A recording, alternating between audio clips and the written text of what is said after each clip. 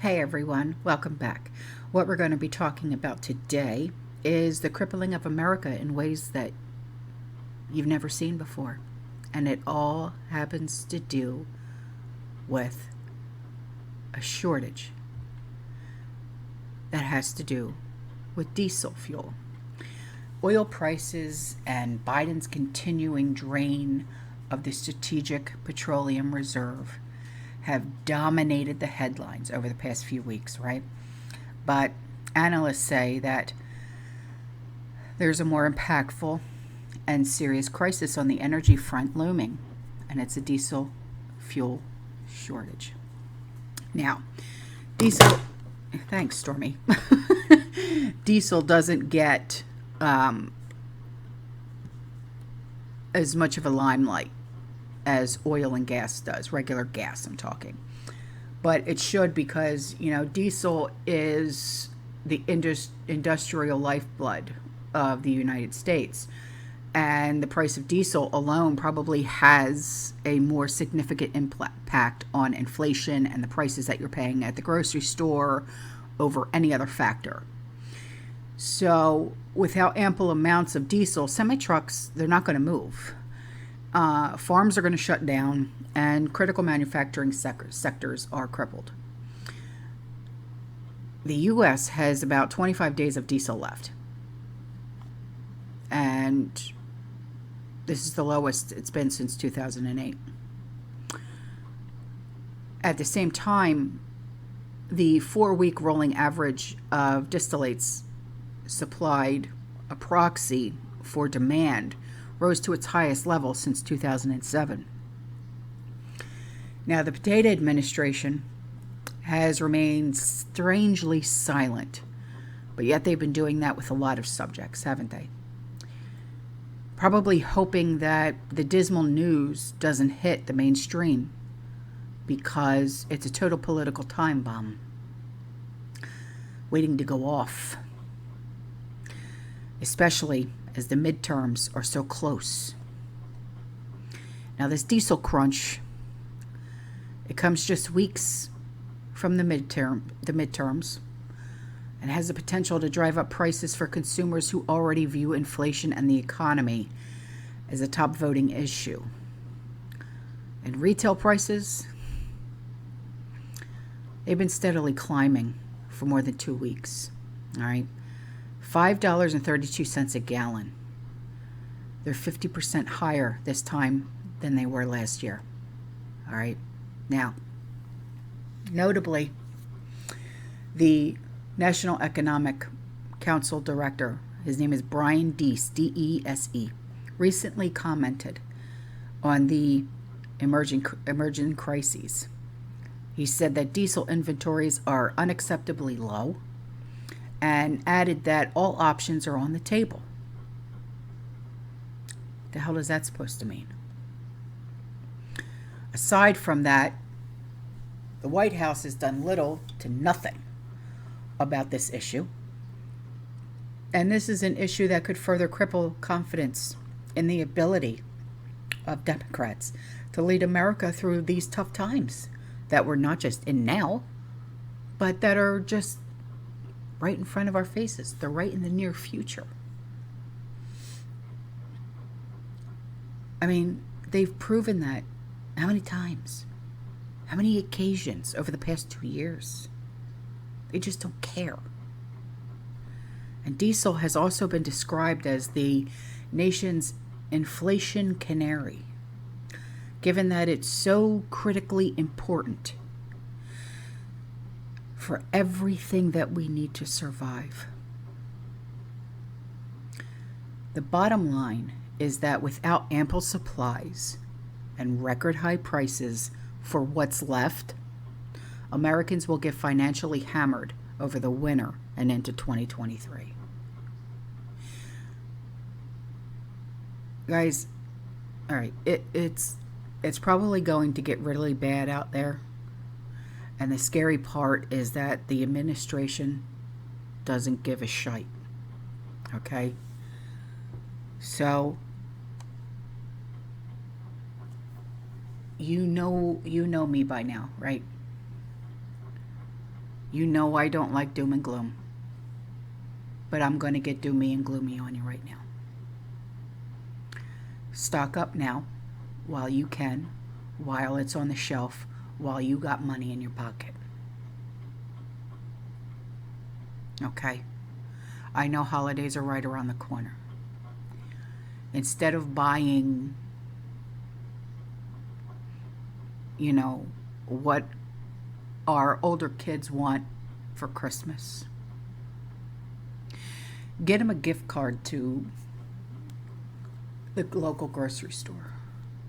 Make them up a gift basket of like you know, like really delicious crackers with, you know, like, do you know how to preserve cheese? Get some cheese wax, some blocks of cheese, and preserve some cheese. And then get some, like, you know, rolls of like summer sausage and pepperoni and things like that. Okay.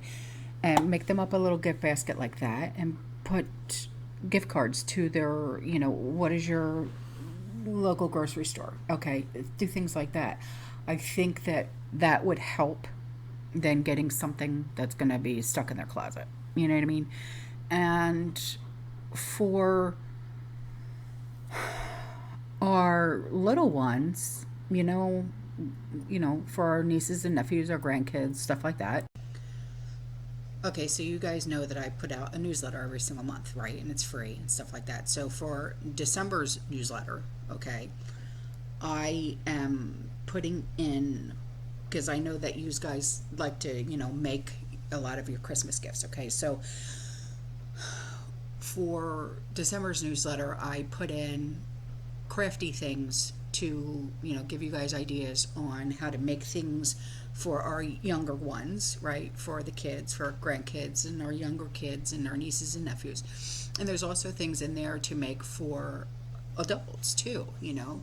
And you know, because I'm at that point, I really am, where I don't want to buy things for Christmas anymore. You know, I'd rather make them because they come from the heart. You know what I mean? And I think that the kids would like them more. You know, I mean, when I tell you that my brain was going, and I was just like, I think they would like this and I think they would like that. And so I found out how to make these things, and, you know, so I went and I did that. But, you know, how bad, okay, is this situation truly going to get? Okay, well, so let's put the pieces together. Okay, we have historically low supply of diesel fuel, okay, which powers everything that allows us to eat, drink, live our lives, right? Because we have the diminished supply under data. We have surging prices, making the cost of hauling goods, farming, and everything else that requires diesel fuel, pretty much everything, higher than ever before, which will cause prices of everything we use and need to increase in the coming months significantly. Okay, so that's why I was talking about holidays, right? And add to that the potentially hard, cold winter for many parts of the country, when heating oil demand will skyrocket, causing prices to soar once again over competition of what's left in the tank. Okay? And I'd say that is unbelievable that the potato administration has let the problem get so bad